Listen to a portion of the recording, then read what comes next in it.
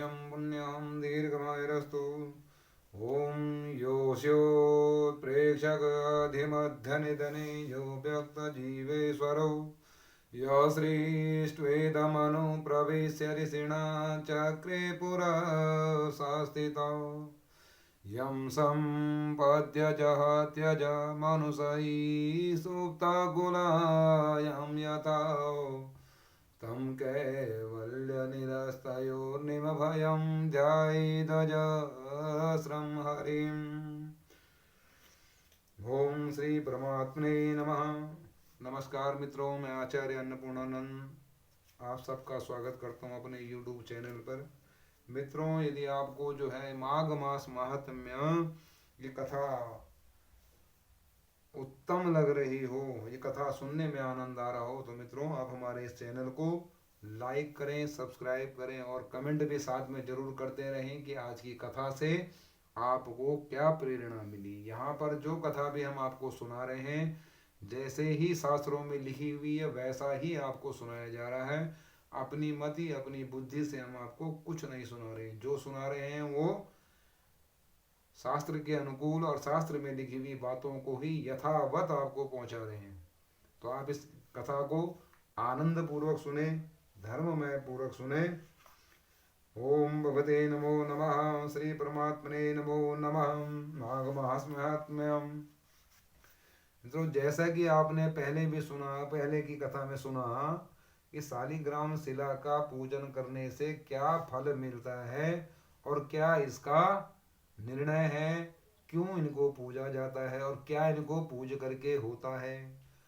अब आगे की कथा में जो है यमदूत जो है विकुंडल को कथा सुनाते हुए कहते हैं कि हे विकुंडल, जो कोई भी व्यक्ति प्रसंगवश भी गलती से भी अगर कोई एकादशी के व्रत को कर ले तो वह कभी भी अगले जन्म से जो है दुखों को प्राप्त नहीं होता। पहले तो मास की दोनों एकादशी भगवान पद्म नाम के दिन हैं। जब तक मनुष्य इन दिनों में व्रत नहीं करता उसके शरीर में पाप बने रहते हैं। तो अपने द्वारा ज्ञात अज्ञात जो मनुष्य से जो भी पाप हो रहे हैं उन पापों का शमन जो है मनुष्य एकादशी के व्रत के संकल्प के मात्र से हो जाता है। कहते हैं हजारों अश्वमेध यज्ञ, सैकड़ों वाजपेयी यज्ञ एकादशी व्रत की 16वीं कला के बराबर भी नहीं है।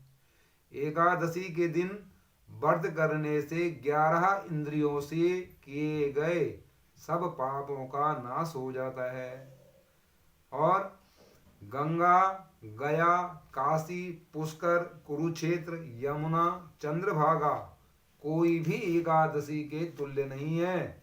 इस दिन व्रत करके मनुष्य अनायास ही वैकुंठ लोक को प्राप्त होता है। एकादशी को व्रत और रात्रि को जागरण करने से माता पिता और स्त्री के कुल की 10 पीढ़ियों का उद्धार होता है, जैसा कि और वह पीतांबरधारी भगवान के निकट रहते हैं। बालक हो, वृद्ध हो, युवा हो, नारी हो, वे सब के सब पापी कितने भी पापी हों नरक से स्वर्ग में चले जाते हैं। यमदूत कहते हैं कि हे वैश्य, मैं सूक्ष्म में तुमसे नरक से बचने के का धर्म आपको बताता हूँ। सुनो, जीवन में मनुष्य को कभी भी मन, क्रम और वचन से प्राणी मात्र का द्रोह कभी नहीं करना चाहिए और हमेशा अपनी इंद्रियों को बस में रखना चाहिए। नित्य जो है यथा योग्य गरीबों को जो है दान देना चाहिए, भगवान की सेवा करनी चाहिए, नियम पूर्वक वर्णाश्रम धर्म का पालन करना चाहिए।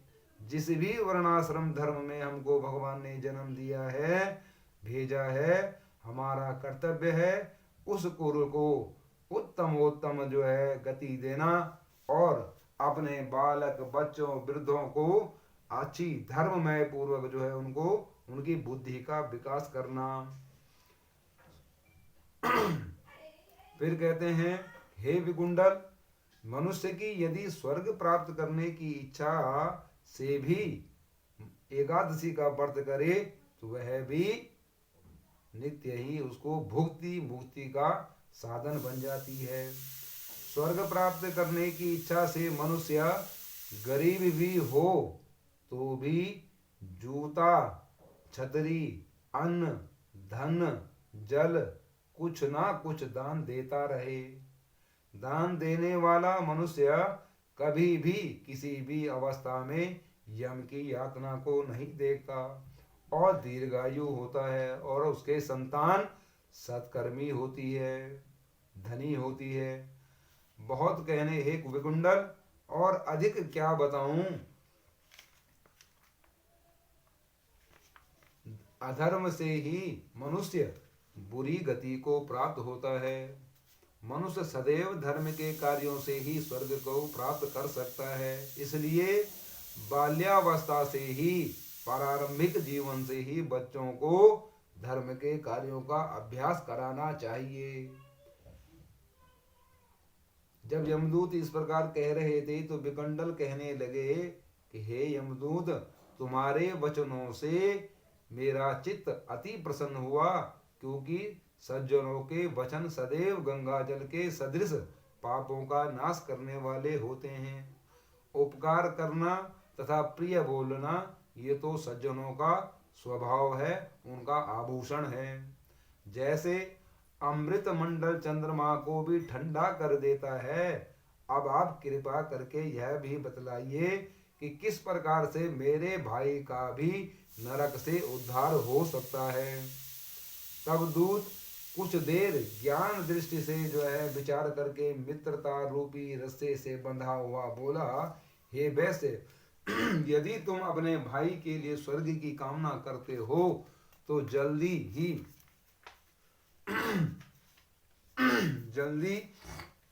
अपने 8 जन्म के पुण्य के फल को उसके निमित्त अर्पण कर दो।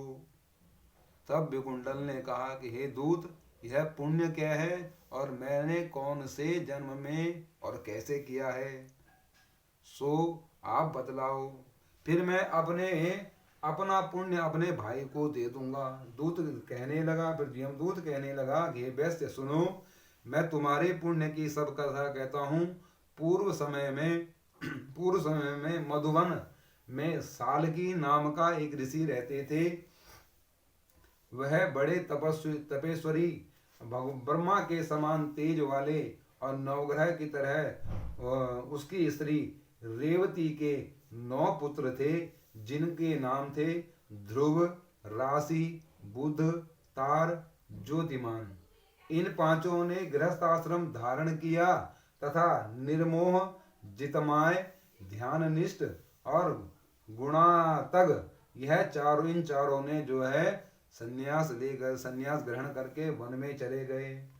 यह सिका सूत्र से रहित पत्थर और सोने को